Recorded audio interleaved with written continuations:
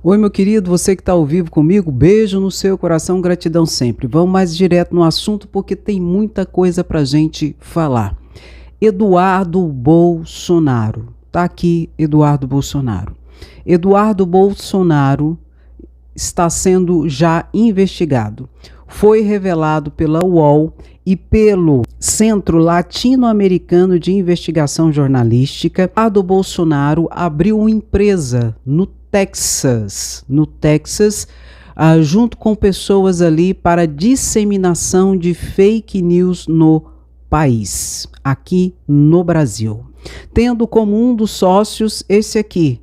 Esse aqui é o Paulo Generoso, é um influencer aqui conhecido por disseminação de fake news, notadamente sobre a Covid, e também um apoiador ferrenho do golpe, da tentativa de golpe ali, sempre propagou uma intervenção, sempre foi contra o governo Lula, mesmo antes propagava uma intervenção do artigo 142 e toda aquela situação que a gente já conhece. Está aqui o documento que comprova a abertura dessa empresa lá no Texas. E está aqui também. Tem essas pessoas aqui que estão juntas com Eduardo Bolsonaro, segundo a investigação. Paulo Generoso, que é fundador do movimento República de Curitiba e influenciador e disseminador de fake news sobre Covid e sobre urnas eletrônicas, além de apoiar atos golpistas. Tem esse outro também aqui, ó, André Porciuncula, que nome, ex-secretário nacional de Fomento e Incentivo à Cultura do governo Bolsonaro, amigo de Eduardo Bolsonaro, está ali também como sócio nessa empresa ali no Texas. Essa empresa chama Brás Global. E tem essa aqui também, Raquel Brugnera, ex-servidora do governo Bolsonaro e também uma das fundadoras do movimento República de Curitiba. Ela ainda trabalhou na campanha de Porciuncula, esse aqui que foi candidato também. Então esses aqui, segundo a investigação do UOL e do Centro Latino-Americano de Investigação Jornalísticas, são os sócios ali, estão juntos com Eduardo Bolsonaro nessa empresa aberta ali no Texas. E segundo as investigações, para propagação de fake news aqui no Brasil. E Eduardo Bolsonaro já ficou muito temeroso. A UOL foi atrás de Eduardo Bolsonaro ali no Congresso Nacional e ele não quis responder, saiu desconversando e disse que não praticou nenhum crime. Aí falou de TSE, ninguém nem estava falando de TSE, ele veio falar de TSE, que ia conversar com o TSE. Enfim, sabe que deve, muito possivelmente, e está desesperado. Notadamente por quê, Andréia? Porque o TSE ali já está sendo organizado para caçar o mandato e declarar a inelegibilidade de golpistas. Lula já indicou para as duas vagas ali que estão abertas no TSE, quem vai ocupá-las. Floriano Azevedo, advogado, e André Ramos, também advogado. Então Lula indicou esses dois advogados, professores, para ocupar as vagas ali no TSE, ressaltando que são 7 ministros que compõem ali o Tribunal Superior Eleitoral. E Lula tem essa prerrogativa e tem que indicar realmente pessoas de sua confiança. Mas pelo que tudo indica, ele indicou pessoas da confiança de Alexandre de Moraes. E Alexandre de Moraes, que hoje é presidente do TSE, já confirmou esses nomes, tá? E essa é uma prerrogativa de Lula. E Lula tem que indicar de fato de verdade em quem ele confia. Então esses nomes, pelo que tudo indica, na minha concepção, talvez sejam até mais ligados a Alexandre de Moraes, presidente do TSE, que já confirmou esses nomes, do que mesmo a Lula. E dentre esse ambiente é muito importante essa conexão entre o executivo e o judiciário. Por quê, Andréia? Porque Lula também já comunicou, já foi comunicado e informado ao Supremo Tribunal Federal que Lula vai indicar Zanin para a vaga ali que está aberta também no Supremo Tribunal Federal. Zanin foi o seu advogado ali em toda a Lava Jato, é uma pessoa de confiança de Lula. E muitas pessoas vêm com críticas, e isso é normal, gente. mas é prerrogativa do presidente da República indicar os nomes. Bolsonaro não indicou o terrivelmente evangélico e Nunes Marques, que hoje são 2 passadores de pano? Faz de conta que não existiu a tentativa de golpe, tentou, por exemplo, inocentar Daniel Silveira, que para mim foi o cúmulo do absurdo, foi os únicos 2 ministros que votaram contra a condenação de Daniel Silveira.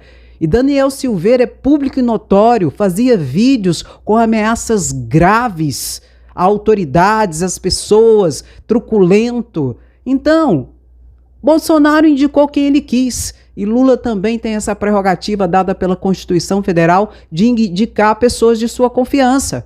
Isso não quer dizer que a pessoa vai ser subserviente a Lula, não. A pessoa vai ter total autonomia.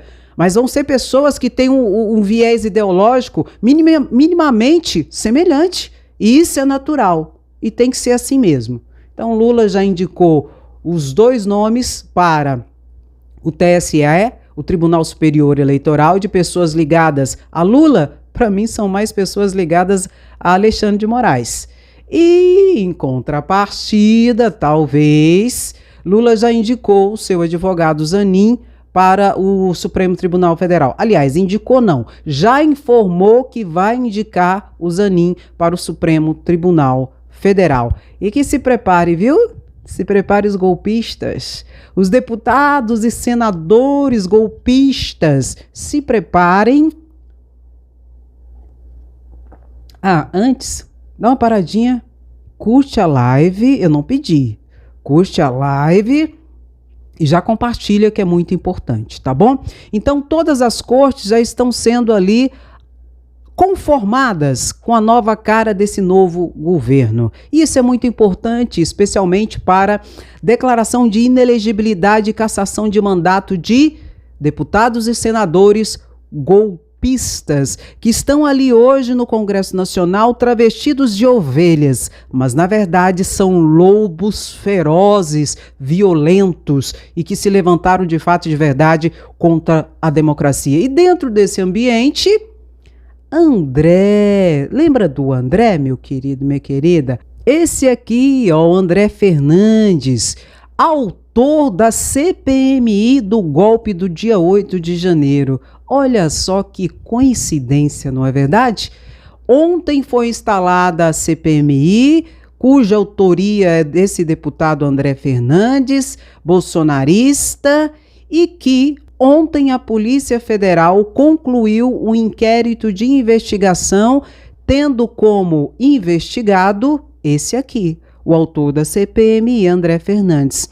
E a Polícia Federal concluiu que André Fernandes praticou crime, sim, em relação ao dia 8 de janeiro.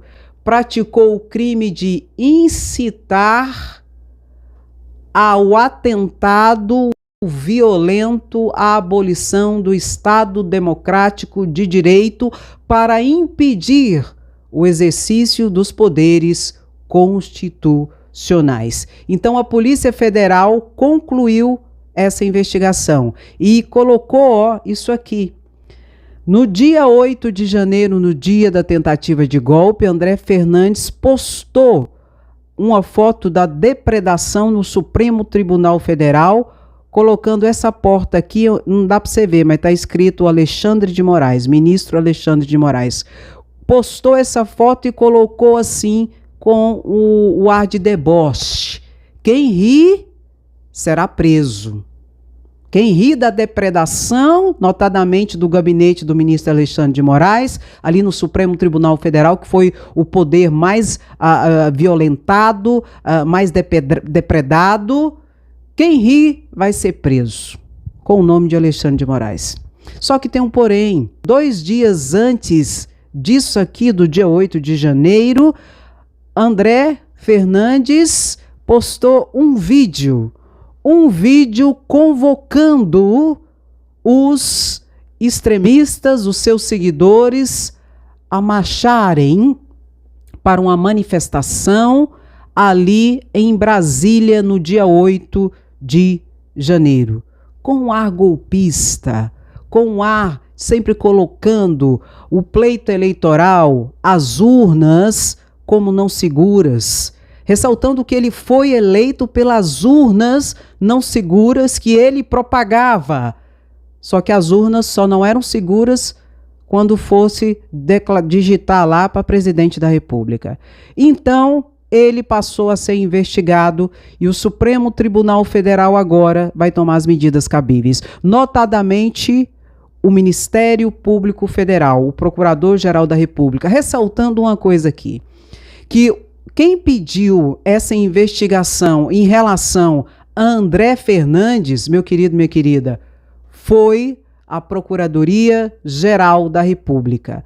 A Procuradoria-Geral da República pediu para investigar André Fernandes. Pediu para quem? Para a Polícia Federal. Agora a Procuradoria-Geral da República vai tomar as medidas cabíveis e muito possivelmente vai fazer a denunciar André Fernandes como um dos incitadores à tentativa de golpe no dia 8 de janeiro, que desembocará, dentre outras situações, na cassação do seu mandato, bem como na sua inelegibilidade por 8 anos. É isso que vai acontecer. E esse aqui é o autor da CPMI, que vai virar contra ele mesmo.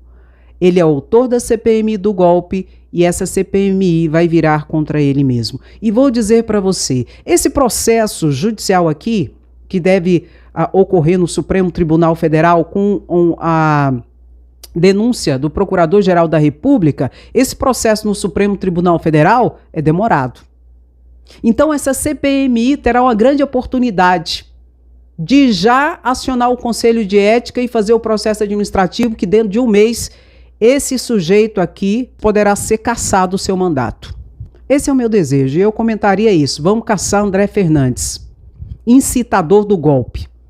Comente aí, eu comentaria sim, porque é um descalabro, é um descaso e uma pouca vergonha dessa situação. Golpistas se dando de santinhos, fazendo de santinho de pau oco, para imputar quem não tem nada a ver com isso, ou então para exonerar de penalidade os criminosos golpistas, sendo que ele aqui incitou, e quem está dizendo não sou nem eu, mas eu digo também, para mim incitou sim, mas quem falou, quem declarou foi a Polícia Federal, que ele incitou sim ao golpe, ao crime.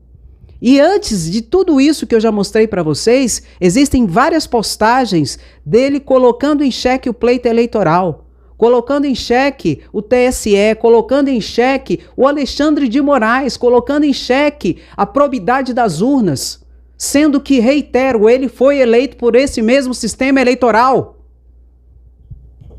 Cinismo puro, canalice absoluta. E nós estamos já de saco cheio disso. E que bom que a justiça tem sido feita. Dentro desse ambiente, Bolsonaro foi condenado pelo Tribunal de Justiça de São Paulo. Por quê, Andréia? Por danos morais coletivos. Foi condenado a priori a pagar R$100 mil. Aí o tribunal confirmou a decisão dada pelo juiz, só que baixou um pouquinho.